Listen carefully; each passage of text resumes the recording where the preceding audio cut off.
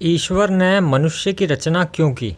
क्योंकि दुनिया तो बिगर मनुष्य के भी चल सकती थी। लेकिन ईश्वर ने मनुष्य की रचना की क्यों?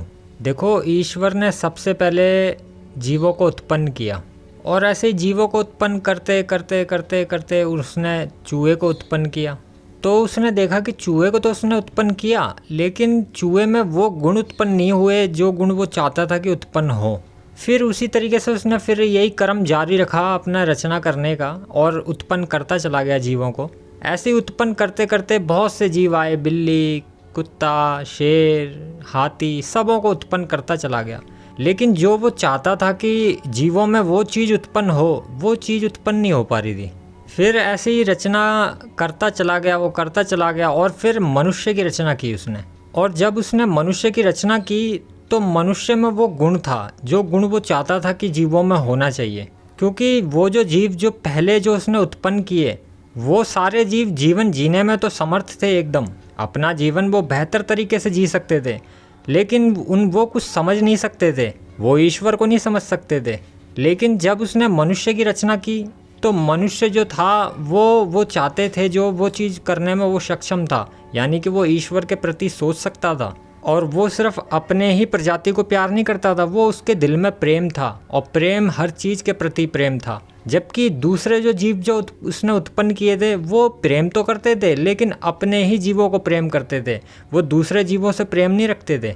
लेकिन मनुष्य को जब उसने उत्पन्न किया तो मनुष्य सब जीवों के प्रति प्रेम रखता था, प्रकृति से वो प्यार करता था, ईश्वर को वो जानना चाहता था और धर्म पे वो चलता था, जो कि धर्म पे ही चलना चाहिए मनुष्य को। और जो अन्य जीव थे वो धर्म पे नहीं चलते थे, वे अपने कर्म पे चलते थे।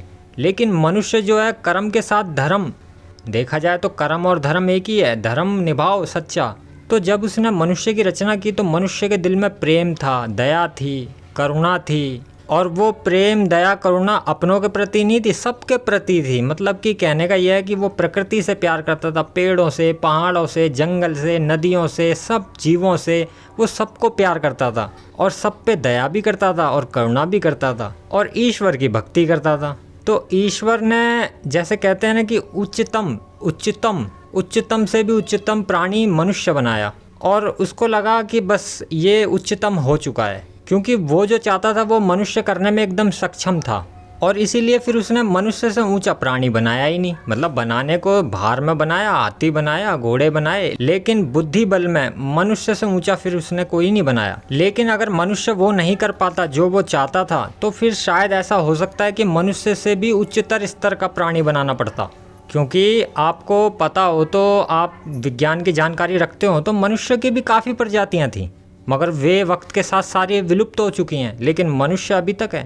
तो ईश्वर ने बहुत प्रजाति, बहुत प्राणी बनाए और अंत में एक मनुष्य ही बचा जो कि ईश्वर जो चाहता था वो कर सकता था और वो करने में पूरा सक्षम था। इसलिए फिर मनुष्य से उच्चतर प्राणी उसने बनाया ही नहीं बौद्धिक बल पे। लेकिन अगर मनुष्य उस चीज़ को करने में सक्षम ना हो पाता जो ईश्वर चाहता था, तो फिर शायद ऐसा हो सकता था कि ईश्वर को मनुष्य से भी उच्च स्तर का प्राणी बनाने की आवश्यकता पड़ती। तो मनुष्य को ईश्वर ने क्यों बनाया? मनुष्य को ईश्वर ने प्रेम करने के लिए बनाया, करुणा करने के लिए, दया, हर जीव मात्र के लिए दया करने के लिए बनाया, क्योंकि मनुष्य वो कर सकता है। एक कुत्ता जो है वह अपने ही कुत्ते साथियों को भी वो भौंक देता है। देखा जाए तो कुत्ता भी अपने भी प्रति सच्चा नहीं होता वो, मगर मनुष्य एक ऐसा प्राणी है कि वो सबके प्रति सच्चा होता है। कुत्ते से भी वो प्यार कर लेगा, वो बिल्ली से भी कर लेगा, सांप से भी कर लेगा, चूहे से भी कर लेगा, वो हर चीज़ से प्यार कर लेगा, यहाँ तक कि निर्जीव वस्तुओं से भी प्यार कर लेगा, पेड़ पौधों से भी प्यार कर लेगा। पेड़ पौधे तो संजीव हैं, लेकिन मैं निर्जीव वस्तुओं की बात कर रहा हूँ। काफ़ी लोग ऐसे होते हैं कि अपने फ़ोन से बहुत प्यार करते हैं, फ़ोन को वो एक सेकंड के लिए भी अपने से दूर नहीं करना चाहते। काफ़ी लोग ऐसे होते हैं, कुछ कपड़े ऐसे पसंद आ जाते हैं कि बस वही कपड़ा उसे अच्छा लगता है, अगर वो फट गया तो बड़ा दुख होता है, जैसे कि किसी जीवित इंसान की मृत्यु हो गई।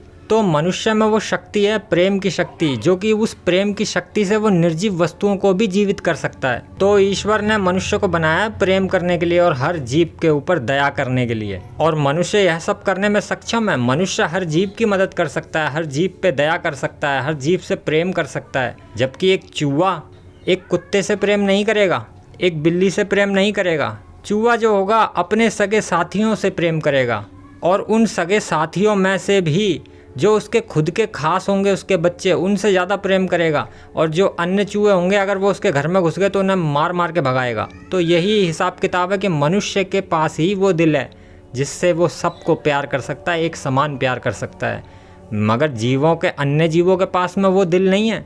एक कुत्ता सिर्फ अपने ही बच्चों को प्यार करेगा, अन्य कुत्तों को भगा देगा वो मार के, उनसे लड़ाई करने लग जाएगा अगर वे उसके आसपास भी पहुंच गए घर के। लेकिन मनुष्य अपने बच्चों को तो प्यार करता ही है, लेकिन वो दूसरों के बच्चों को भी अपने बच्चा समझ के ही प्यार करता है। तो मनुष्य की रचना ईश्वर ने की है प्रेम करने के लिए, दया करने के लिए और धर्म के ऊपर चलने के लिए।